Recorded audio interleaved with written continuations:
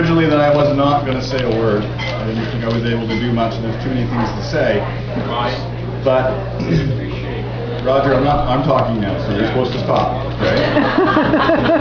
You and John, I was going to tell you, if I'm talking, you guys got to stop. So if you don't know me, my name is Michael, and John, I had the pleasure of having John live in my property for the past 6 years, and he was Uncle John to my kids. I have 3. My daughter, who's 11, would say Uncle John. John would say, "What's my name?" Uncle Captain Johnny Two Dogs. Every time she'd have to say that.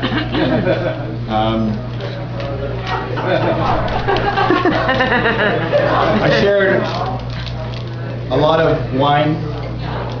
I didn't share any women with John, but the laughter I'll miss the most. Roger laughs like him a little bit, so now Roger has moved into my property, so that's good. I looked after Rufus and Gus. If you don't know Gus, Gus was a tremendous dog, and John had great stories about Gus. Rufus I brought tonight because it felt really odd without Rufus. So Catherine, who was here earlier, and Catherine was introduced to John through my wife Marty, and John was smitten. I know he was smitten with a lot, but he was very smitten with Catherine. And one night we're playing cards, and John hates cards. I don't know whose idea that was. And John was in his cups, and he literally picked up Catherine out of her chair and was going to take her with him to the trailer. John, put the pretty girl down. And he was kind of like, he really wanted to take Catherine in the chair to his trailer. We talked about it. But Catherine placed this in my hand as she was leaving this evening. And last night I was at the hospice with family, Roger and sister Lynn, a bunch of friends. Ian Bax was there, Kelly was there, John Ennis came, Kathy and Larry. We were drinking wine and we were laughing. I saw Ian on the way out. Ian managed to swab some wine in John's mouth yesterday. Yeah. He had a drink of wine. Yeah. Ian also managed to spill McLaren's wine all over John,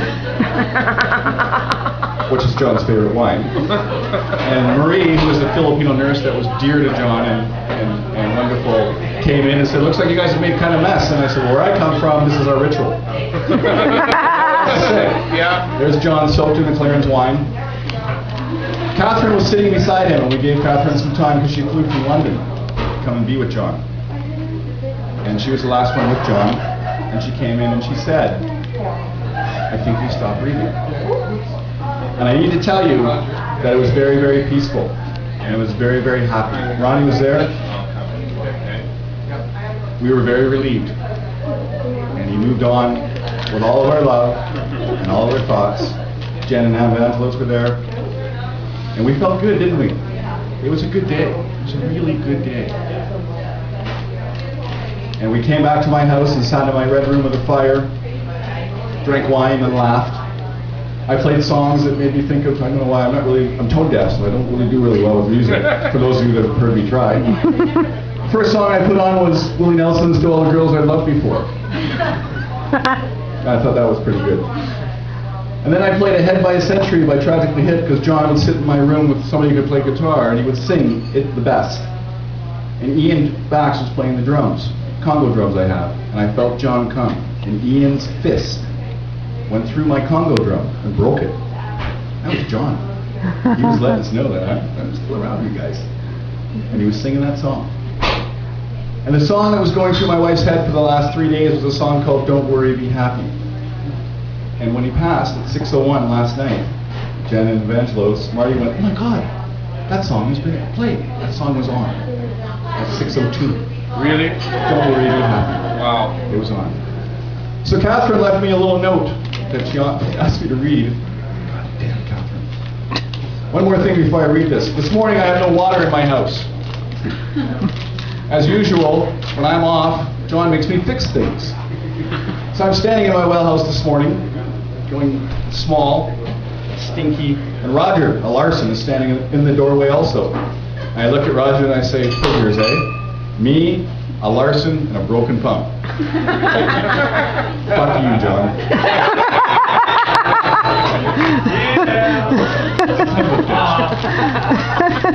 I'll try my best to read this. This was Katherine writing about last night. Blasting anything's no good, Jon threw out another. He was stumped and bamboozled, all bugged in a bother. The plot had thickened and come to great climax. Quite a few, really, he chuckled. Relax. The heroes were mighty, the seas had been fed, the lovers had loved, and the valiant bled. But something was missing. He needed an end. He put on his hat and fondled his chin. Then, got it, he thought, in his thinkingest way. Would Top have it top him, he knew what to say. So after the battle and mutual thrashing, the hero lies dying, still looking quite dashing. Having saved the whole kingdom, the damsels that day, he knows all he loves will be safe and okay. A maiden is there when he opens his eyes. She returns his gaze and catches the sigh. And then he's off, sails to the mast with one mighty tear and a cry of avast.